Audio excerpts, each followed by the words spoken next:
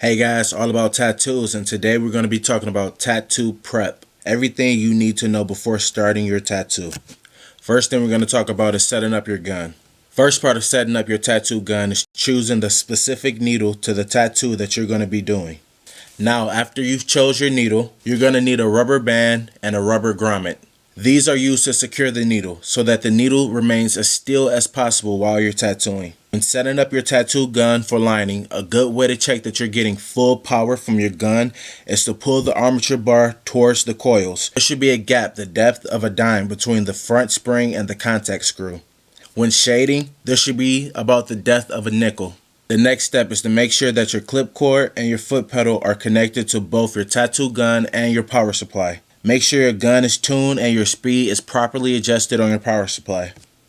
Alright, medical prep isn't that complicated. You're going to want to make sure you're using all sterilized needles and clean equipment. And throw away any used needle in a proper disposable container. One of the big things you want to make sure that you never do is reuse a needle or use any needle that's been compromised in any way. Alright, now we're going to prepare the surface. You're going to shave your client. Wherever you're going to be tattooing at, you're going to shave that area.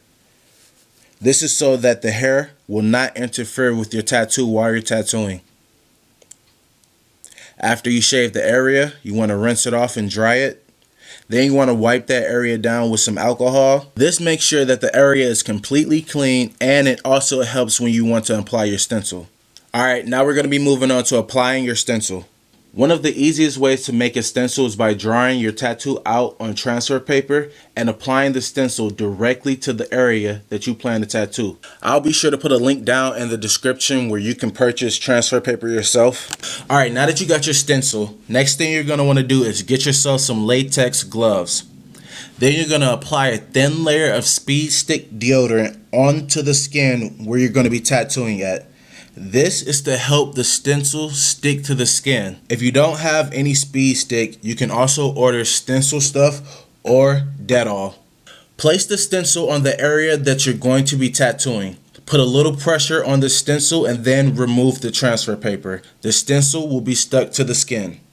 Alright, now that you've got your stencil on the skin and you're ready to start tattooing, there's just a couple more things that you're going to need. You're going to want some Vaseline. This helps the skin receive ink while you're tattooing.